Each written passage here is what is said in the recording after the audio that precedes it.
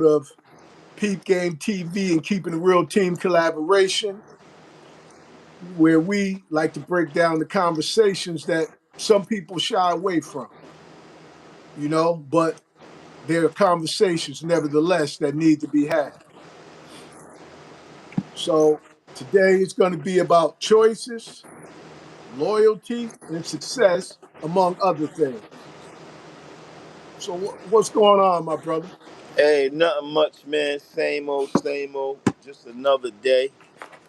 Okay, okay. How about you? Yeah, yeah, yeah. Live and let live. That's my motto. that's what I like. Live and let live. That's it. Yeah. So let's and first of all, we like to apologize to everybody out there because we was running late. Sometimes technical difficulties occur and we have to try to iron them out. So bear with us sometime and be patient. And we're glad that you guys are here. And we hope everybody is well. We hope you all are doing fine. And even if you're struggling, just know that that's a short period of time. It don't last forever. We all go through our struggles. We all go through our hardships, but we can get through it as long as we got faith and we have people that's there for us. We'll be able to make it through. So just keep the faith and keep pushing. Don't give up. Giving up is not an option. All right, let's get this segment started. Grab a seat, grab your favorite drink, you know, and let's get to it. um, I think it's on me to ask you, right? Yeah, yeah. Oh, okay.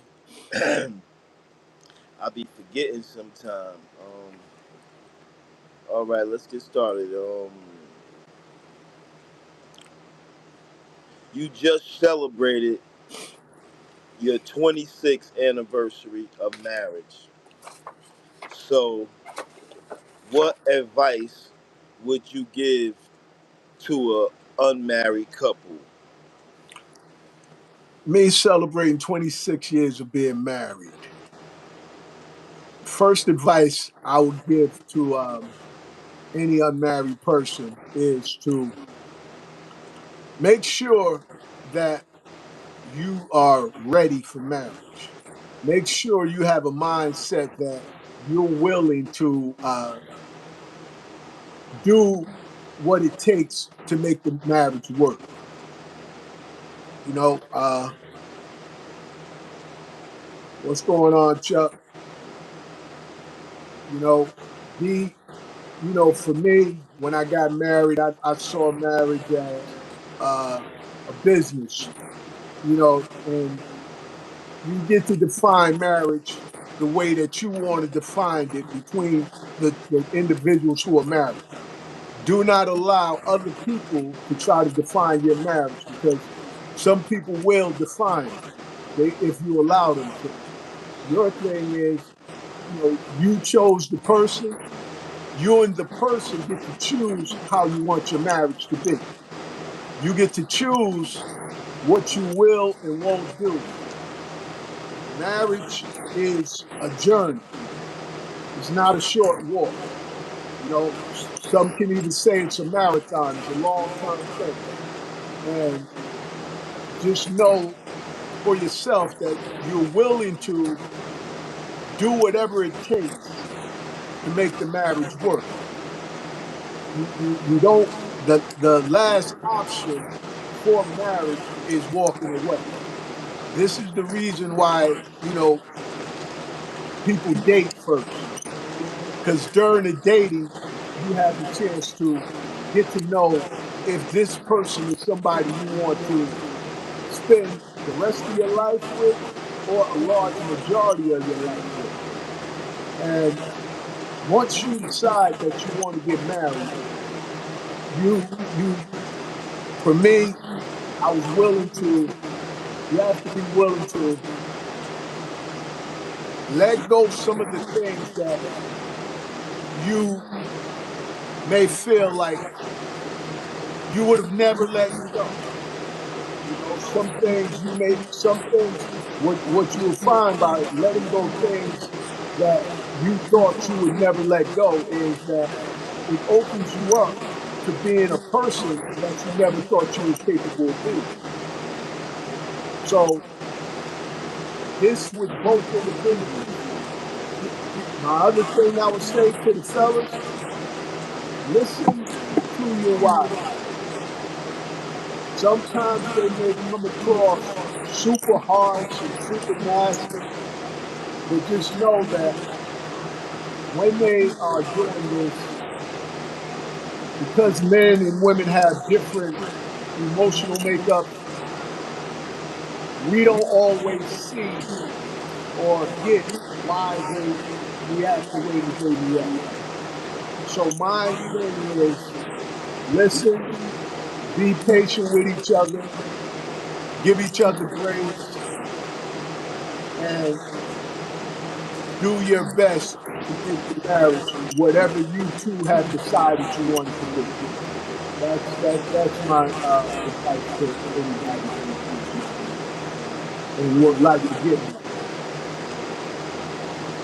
That's good advice. Real good. I haven't been married 26 years, but um, I've been married. I've been married twice, and I've been divorced twice. But marriage is a big thing, man. Um, a lot of people just look at it as a word. I don't even think people understand the magnitude of it. Sometimes it's like it's really two people coming together as one. You know, it's no longer just um, you or I. You know what I mean? Now it's us or we, and to put two things together like that, like you said, it's gonna take a lot of listening. It's gonna take a lot of self control, um, a lot of trust, a lot of communication, and and a lot of love. You know, so if I was giving somebody that wasn't married advice, I would just tell them to. I think I would tell them mainly to stick with communication. Communication is big. Now that I'm older, you know, what I mean, I see how much communication, um, how much weight it carries. You know what I mean? Because if you can't communicate, if you can't talk, if you can't listen to each other, if you're not willing to um, listen and respect somebody else's wishes, and I don't, you forget about 26 years. I don't think you'll make it 5 years if two people can't communicate. You know what I mean? So I would just tell them to first work on communication, and then everything else to just fall in line. That's how I feel about it nowadays. Now at the age I'm at, Hey, I hear you. you know. All right, let's start with something that hits home for a lot of people. You know, some folks end up accepting positions in someone else's life that is beneath what they deserve. You know, why does this happen? You know, what's going on with people emotionally and mentally or situationally that makes someone, you know, settle for being number two. So the question is, what makes a man or a woman settle for being number two? What do you think makes a man or a woman settle for being number two? Um, Most people, you would like to say, when if you know somebody who like a side chick, or somebody who messing with somebody else, man, or somebody who's sitting around at home waiting for somebody to call them and all that. So we talking about number twos.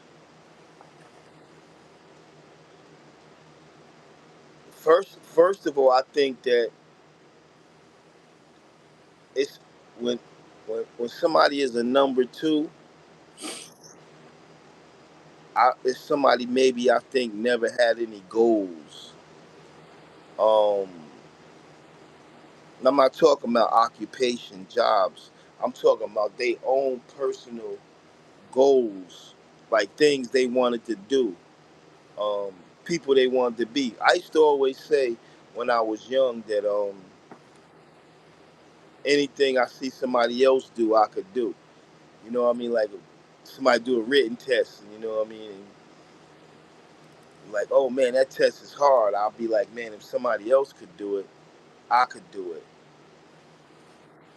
But a lot of people don't really have self-esteem, so they get comfortable being number two, and they some kind of subconsciously way they trick themselves into believing that number two is important. And then once they fool themselves, there's nobody else to fool. They brainwashed that they getting the best of it by being number two. What they don't know is that um, a number two is not a number one. So I just always felt that somebody that was allowed themselves to be a number two never really had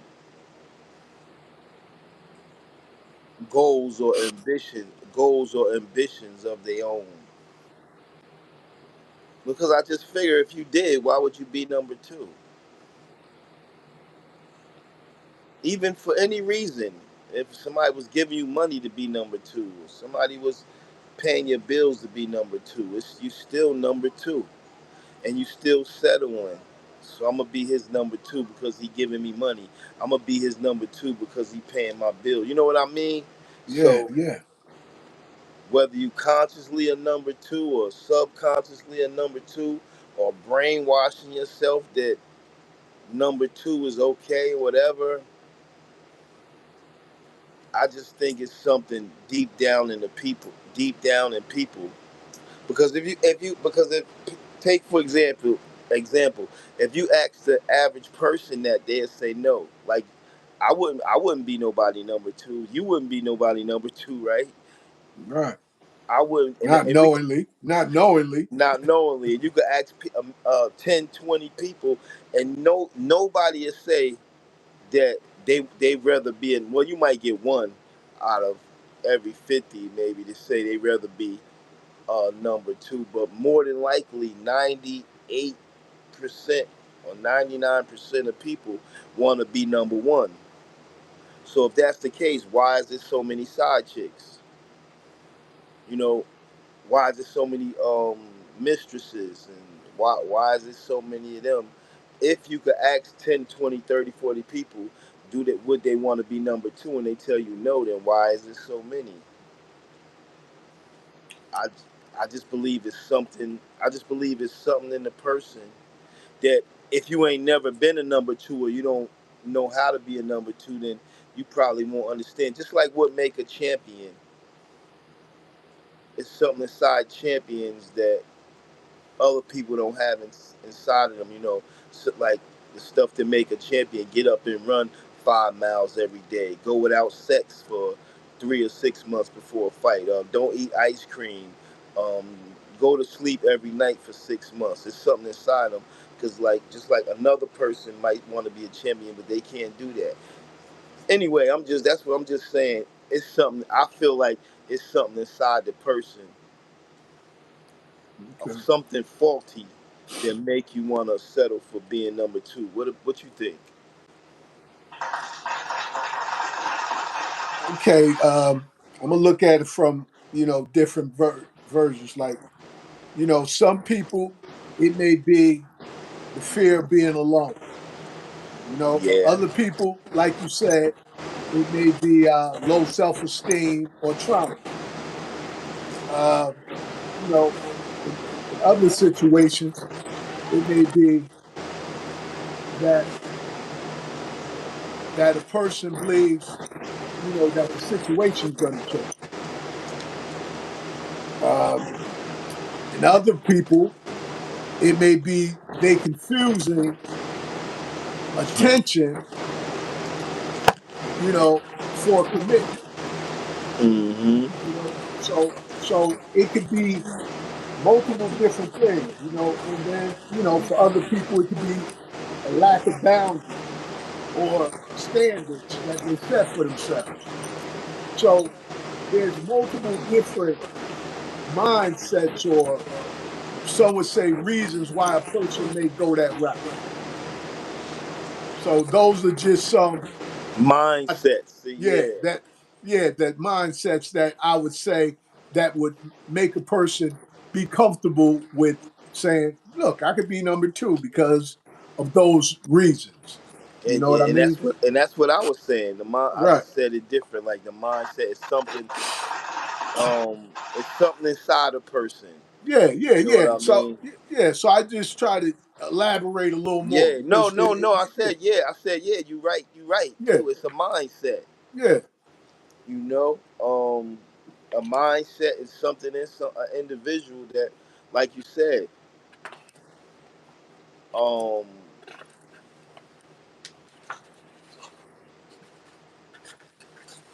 most people who are number two, they probably got their reasons why. You Right, know what I right. mean? So inside they believe in it. You know what I mean? So anyway, it's Yeah, a and it's a mindset. yeah, and the audience, drop your comments. Let us know why you think a person would choose to be number two rather than number Yeah. one. Leave some comments for us so that we can, read them later. Do that for us. Okay. This is a short question, but it's a powerful word. Um, maybe not to everybody, but to most people, it's a powerful word.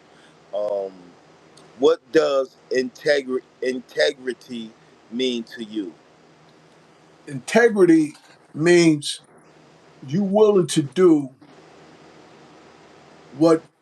what I would say the right thing, even when it's difficult, even when no one else is watching or no one else knows that you're doing the right thing. Doing this thing that makes you feel good about you, that helps other people. You know what I mean? That don't harm other people, that uplifts other people. This integrity thing won't allow you to do something that doesn't sit well within your heart. Something that doesn't make you not be able to sleep at night. Something that you need to hide from other people. Integrity will give you this special type of outlook where you do things that are upright. You do things that you're proud of. You do things that you don't mind speaking about. And when it comes to situations, you don't do you do things that's fair. You don't do things that's underhanded. You know, so I think integrity is an important word, as you said, that many people may not even know what it means. They may not even think about it when they're interacting in their everyday lives.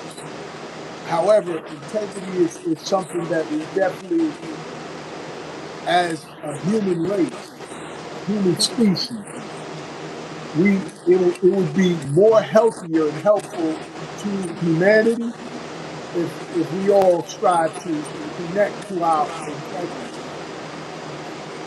So, I think it's a very profound word that has a strong meaning and gives you a sense of pride, a sense of accomplishment, a sense of courage, a sense of discipline.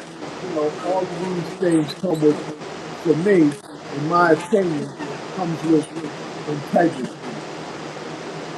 What do you think? If you like you just said, I think that if you ask the average person what integrity mean, they wouldn't even know. Um, because it's like a tricky word. It's not a tricky word, but It's uncommonly it's used. it's uncommonly used. So it's almost like a word that you might hear in a courtroom, or between gentlemen's. You know what I mean? Scholars, and uh, you don't really hear that word too much. You hear it in different. You hear it in It's said in different ways, but I think when I always felt like integrity, like if I never really used the word too much, but if I felt like I would use it, and if I was told somebody like I have integrity, or if I ask somebody, do you have any integrity? I would be asking them like, do you have any honesty about yourself? Right. You know what I mean? Do you have any do you have any integrity, or do you have any honesty? Or if I told somebody, I got a lot of integrity, I'll be feeling like um that's something like an honor, like did I hold high, that I got integrity, you know what I mean? And did I carry myself a certain way? I respect myself a certain way. A lot the way I act, around people and everything, and the way I honor, mostly my honestly and trust. Like I would like say like friendship, like our friendship, like is full of integrity, like something like that. I just look at it when I hear the word integrity. I think of honesty. Um, I think of a straight person, a faithful person, a trustworthy person, um, and a person who got like the utmost respect for himself. That's what I always thought about when I heard the word integrity. You know what I mean? But the biggest thing that flashed in my mind when I hear the word integrity is honesty. So when I hear integrity, I think of honesty. You know what I mean? Honesty, integrity. So yeah, Good answer. Good answer. yeah. You Um, know, success look different for everybody. Some people measure success by money, some by peace of mind, some by legacy.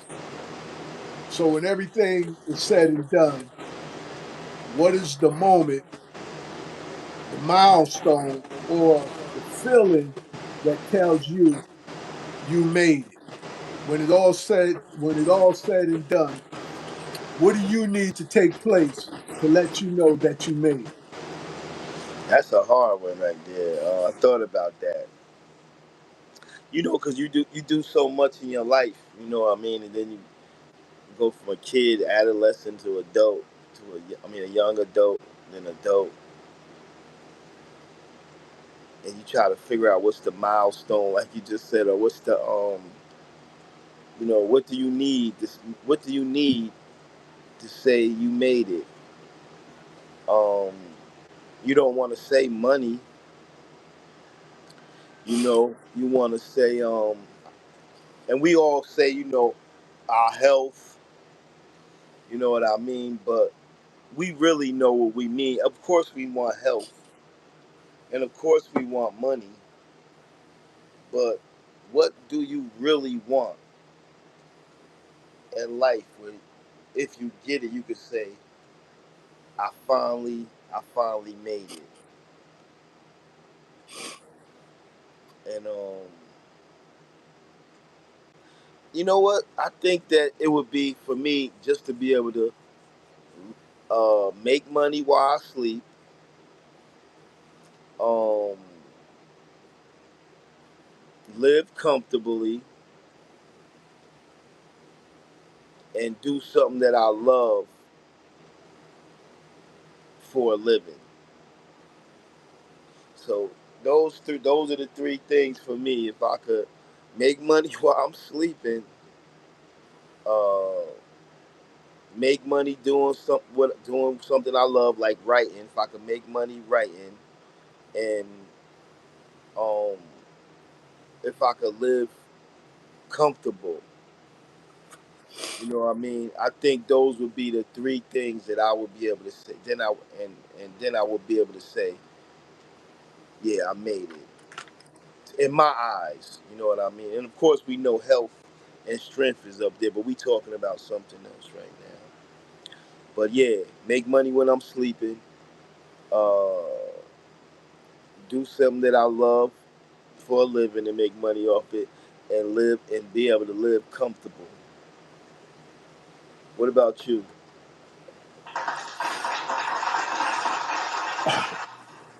I mean, you defined it beautifully, because at the end of the day, it is about a feeling. Yeah. It comes from a feeling where you feel comfortable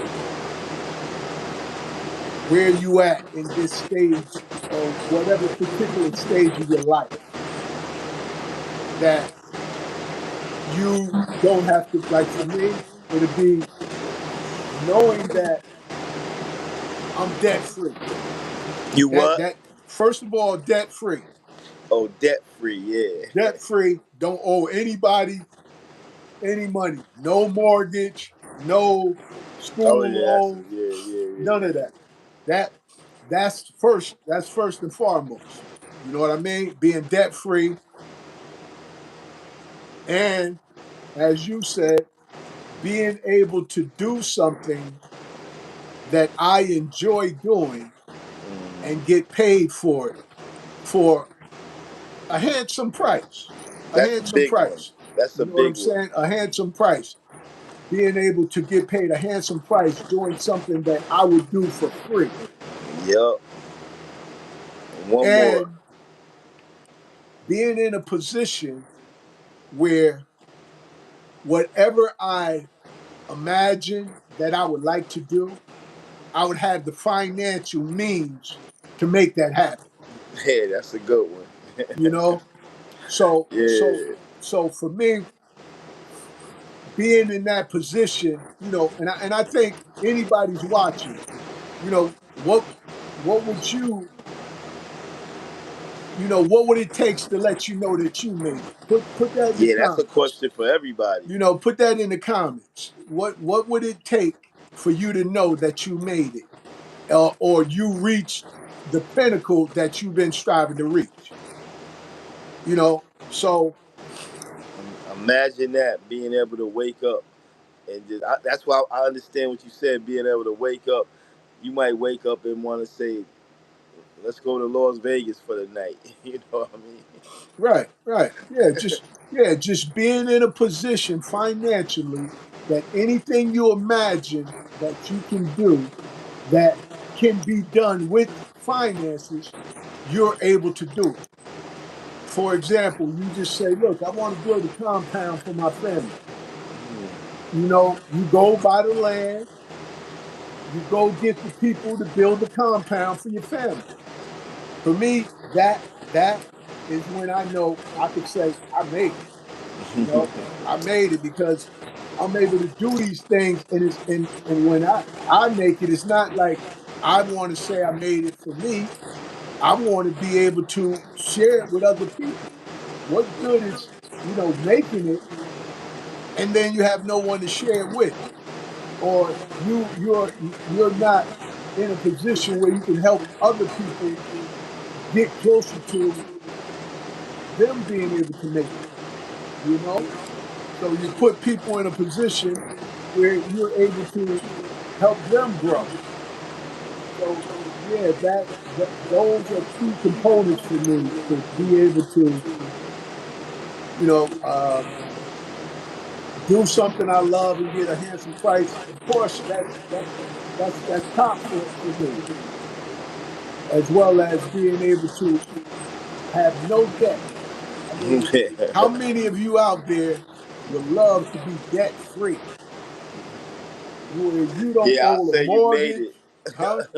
I say you made it. You can say you made it if you debt free. Yeah, That yeah, I you debt, made it. Yeah. yeah, you debt free, and I think that's something that many of us don't even think about striving to even make happen. Like, look, what will it take, or what would I need to do to get myself to be debt free? Because the reality is it is doable to become debt free. Yeah. However, it's going to take commitment, it's going to take sacrifice, and it's going to take vision, a vision of what needs to be done, planning. So I said that when you said made it for me, because being debt free is kind of, that's a component that I'm really contemplating. Like when we were younger, I used to be saying I want to retire in my 30s. You know what I mean? And the reality is, to some extent, I was able to do that. I was what, 37 when I left Nabisco. So I was in my 30s. Yeah, You know, you gotta think about it that really, to be honest with you, that a lot of people don't know. And like, well, we know, but a lot of people don't know that we both had career jobs that people would die for. Yeah. You know, they would cut their right off arm off to have a job. You know, you was at Nabisco and I was at New Jersey Transit. Two, you could say two kids coming up from the east side and grammar school together. You could almost say you made it with them two jobs. You know, the average person, you made it. right. I do 25, 30 years at Nabisco, or I do 25, 30 years at Transit and just coast. But a Yeah, lot of people don't know that we both left them jobs, you know, in our prime. yeah, Still in our prime, and I think we did all right for ourselves, you know. I mean, we still here. yeah. Well, and getting off the subject a little bit, it definitely helped me to make the transition from hustler to businessman, like I Yeah. say in the book. It definitely was pivotal to me being able to do that. Cause You how many know, years you did there? 15. And I did 7 at Transit. Yeah, yeah, 15 years, man. Yeah, and I did 7. Like, yep. So yeah, Yeah, so it was definitely and I would say that any young person, if you're out there, you struggle to find something that can help you be able to turn away from that lifestyle that makes something close to that money that you are making, where you don't feel like you're losing out because you choosing to uh, punch a clock. I definitely would yeah. say that to the young people. Um. Okay. Moving. That was a good one. Moving right along. Okay. Why do you say being a father is one of the most difficult life experiences? that you have ever encountered? Okay, this is being a father. You know, being a father is your reward. You don't get paid to be a father. There's no accolades, there's no trumpets blowing. You know, there's no, even Father's Day, the celebration is not as well known as, or should I say, as celebrated as Mother's Day.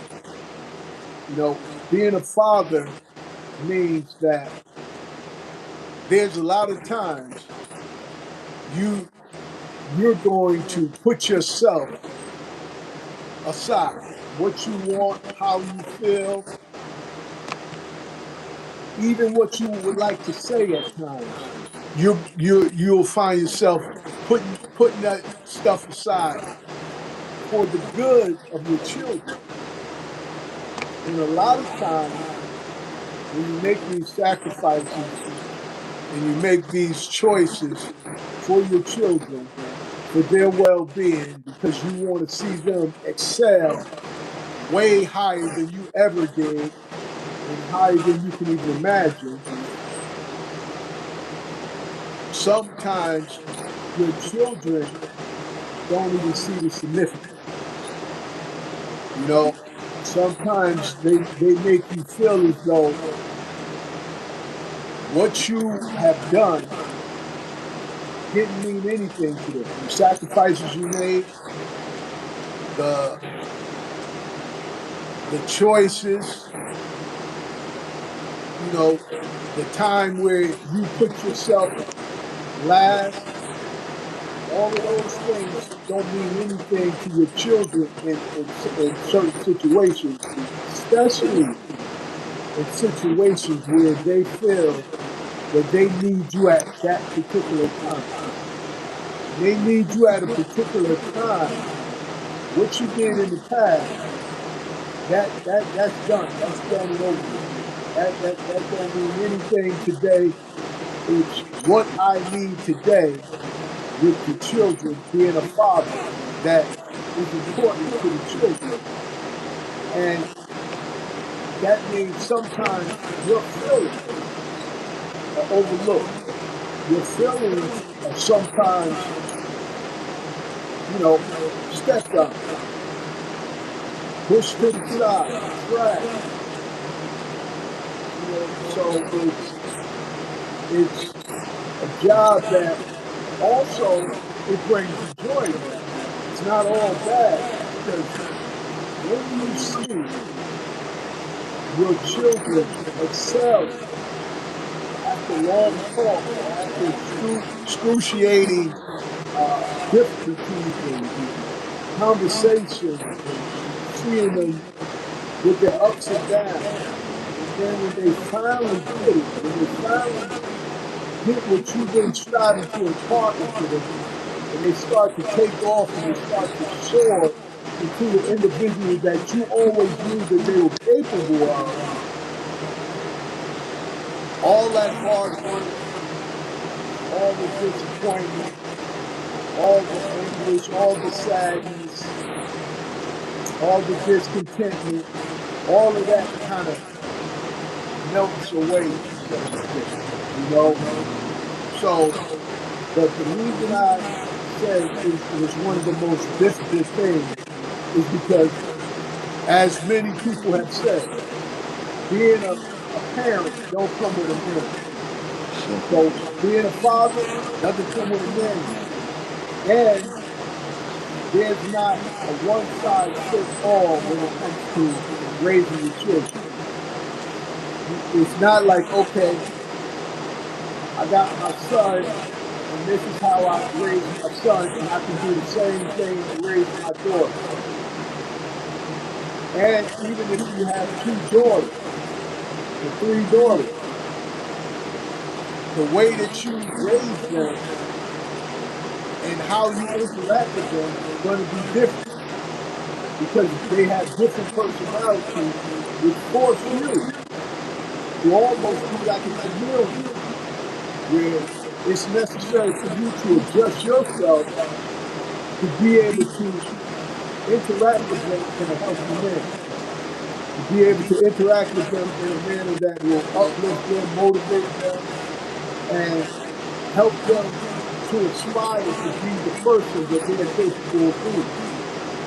This is a father's duty, and especially you also are a role model. You're a role model to your sons and your daughters, because to your sons, you teach your sons how to treat women. To your daughters, you treat your daughters what to look for when they're going for a man. So that's why I said it's one of the most difficult experiences that I had to encounter in my life. And that's it. What are your thoughts? It's like you said. It's no rule. It ain't no manual. It ain't no rule book for being a parent, father. It's trial and tribulations. Like I could really say that, making kids when I was young, it was just, um, you know, you think you know about love, you think you know about fatherhood and all that. You know what I mean? But you really don't. And if you do, you don't know enough. So I could honestly say that I didn't really become like a father until my latter years with my younger kids. You know what I mean? My younger ones, maybe the last three. That's when I really came into um my father bag. And I understood that um it was more than just being a dad. You know what I mean? Or a sperm donor. It was you really, now you brought something into this world, and now you gotta teach it and protect it. You know what I mean? And yeah, it's not easy. It's tough. It's tough, but yeah, I really didn't come into my own as a father until my later years as a father. you know, I'm probably still playing catch up. But hey, that's life. Yeah, a father is really a tough responsibility, and not to negate the mothers, but we're talking about the fathers now. You know what I mean? Yeah, We're not gonna down. We're not trying to downplay the mothers. We know we mothers, can't. being a mother is tough and all of that too. So we're not downplaying the mothers, but we're just focusing on the fathers right now. And what fathers go through to be a father, to be a good father, to be an upstanding father, to be a father that a person can be proud of, both the father and the child or the children can be proud to have a father like you. So it takes some effort. It takes some being deliberate with what you're doing, being conscious of decisions that you make. All of these things are important when you're striving to be a good father. Yeah, And as I said, for daughters, you show them what type of man to look for, and for sons, you show them, how they should treat a woman. facts. You know, so yeah, so let's move right along. You know, uh, Now let's talk business. Let's say your book hits number one, and you're touring, you're speaking, you're moving. Who do you trust to help you run the show? Family, friends, or do you hire a professional? and why? So the question is, if your book became a number one seller and you had to build a team for your upcoming book tour, who would you choose? Your family, your friends, or neither? And why? That's while you was reading, I was thinking about that because that's really a tough one. Uh,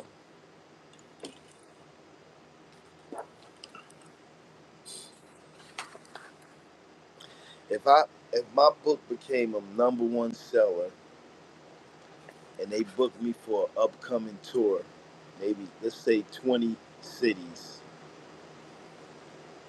and I had to, and they told me I could bring like 6 people with me.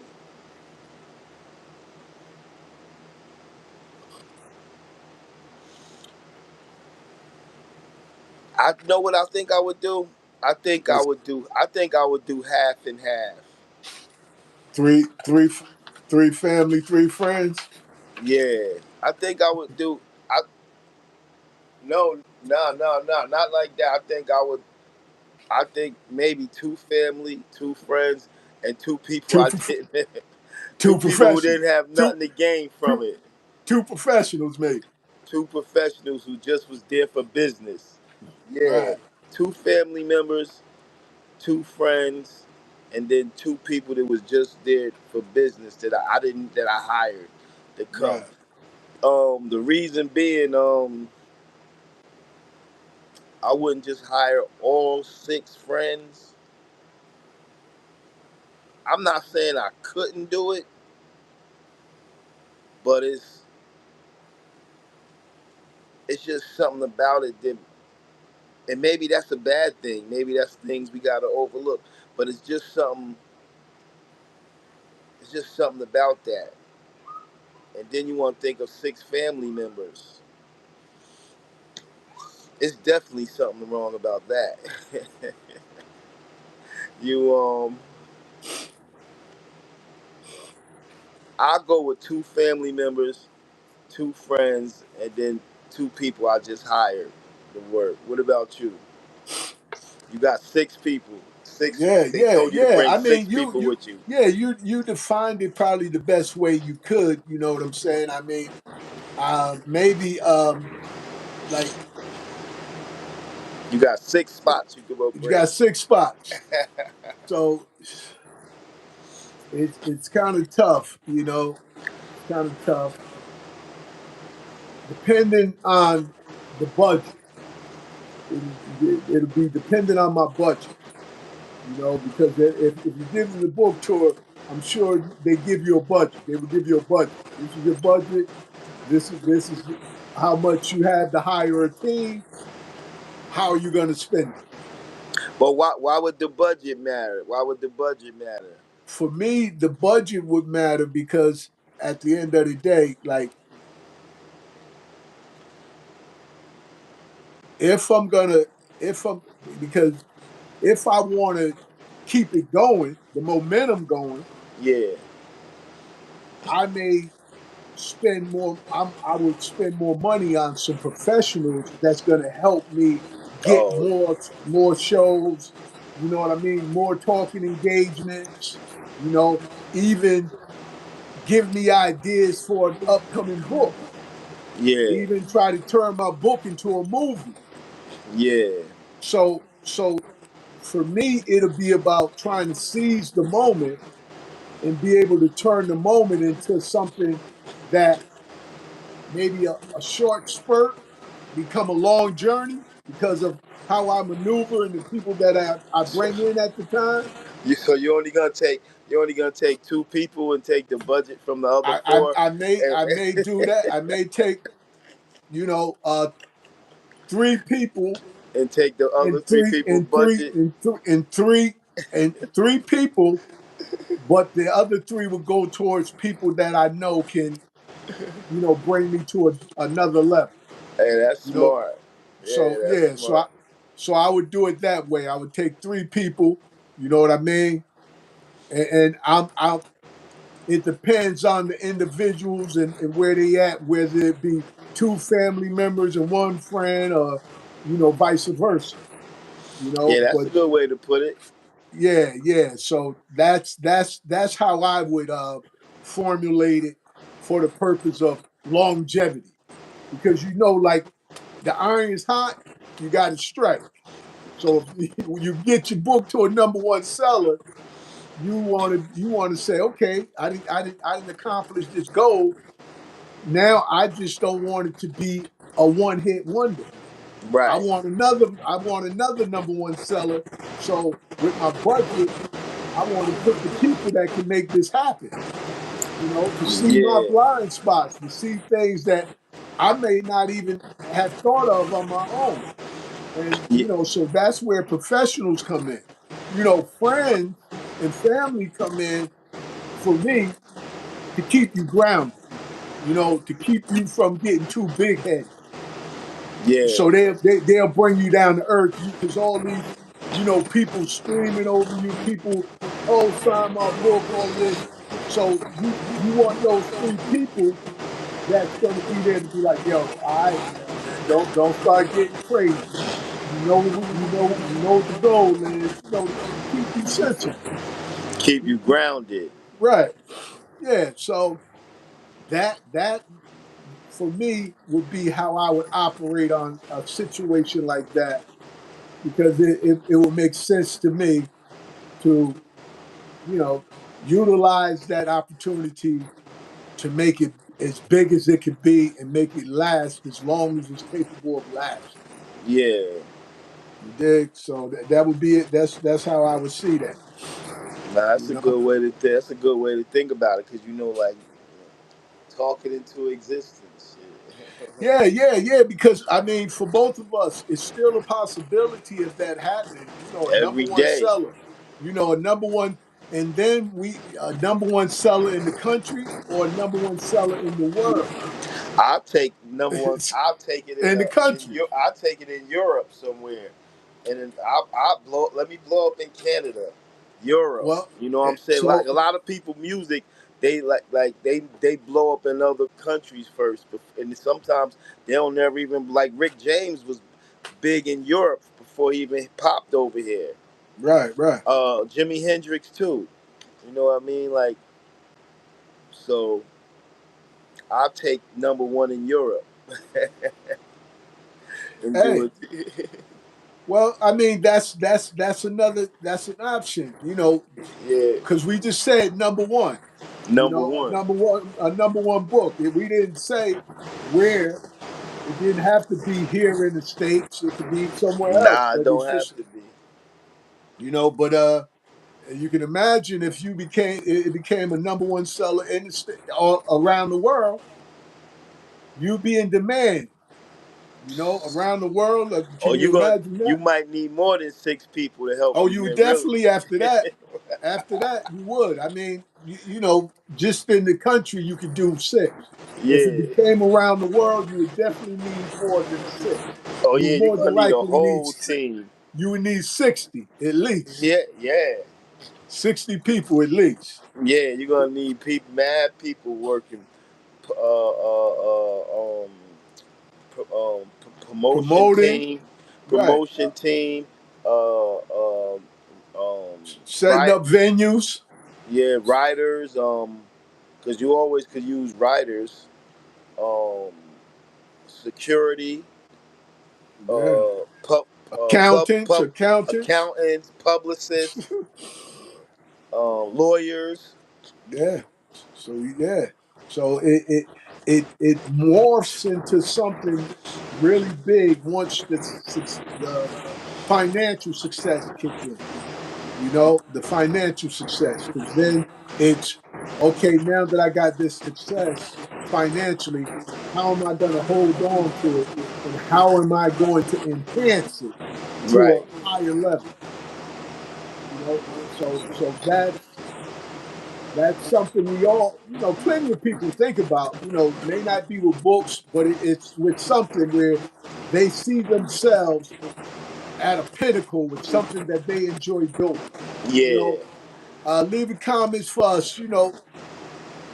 If whatever you decided you wanted to do happen for you, what would it be? What would you do? Would you hire your family members or would you hire friends if you became whatever it is that you wanted to become and it was doing well enough for you to be able to hire someone? Leave your comments. We like to hear 'em. We like Yeah, to read. Maybe we have. we'll even talk about them next week. Yeah, So that we have some good questions this week. yeah, yeah, yeah. And you know, this was a powerful conversation today. Whether it's relationship, success, or building a team, everything comes down to knowing your worth, knowing your vision, and choosing wisely. You know what I'm saying? So, if you know your worth, you know your vision, and you choose wisely, you can keep whatever your vision going. So that's the key component. And knowing your worth. That's the reason why I said with that question, doing something that I enjoy doing and be able to get paid handsomely, you know, for doing that thing. Yep. Oh yeah. Yeah. So all right, we down to what, about 7 minutes now, man. So you can let them know where they can see you at Um, tomorrow. I'll be. Oh yeah. Major announcement. Major announcement. I'll be on. No longer be doing my podcast on Fridays on Facebook. I'm only doing it on TikTok. I got a flyer out. I'm gonna put up another one probably tonight to give people time to get a TikTok page. If you can't, I understand. Uh, some people like to stay where they like to stay, Facebook, Instagram. But if you want to hear my show, you're gonna have to come to TikTok at jshawn763. That's at jshawn763, and I'm making that move for um pet purposes, the better, better myself, and hopefully better monetize myself. You know what I mean? Like, I would love to stay on Facebook because I got a lot of people to be on Facebook listening. Not a lot, but I got enough. I got regular people to come every week, and I'ma hate to lose them, but we got to move with the times. You know what I mean? Like, Facebook is played out now to me, so I'm going to TikTok. Well, you know what I mean? I'm trying to monetize my show now, so tomorrow night, 10 o'clock, I'll be on TikTok. No more longer on Facebook. Okay. 10 at night. Okay. You all heard that. And, 9 o'clock on Sunday, myself and Big Moles, aka Joaquin, we'll be doing another show, our show, you know, our live podcast, the 17th Ave Family Investment and Management Group podcast. We'll be doing that. So tune into that at 9 o'clock on Sunday. So thank you all for tuning in to the Keeping It Real and Peep Game TV team collaboration. Yes. So until next time, we would like for you guys to stay focused, stay growing, and stay true to yourself. With that being said, we'll see all of you next week. Yep. We appreciate your time. That's it. Peace. Peace.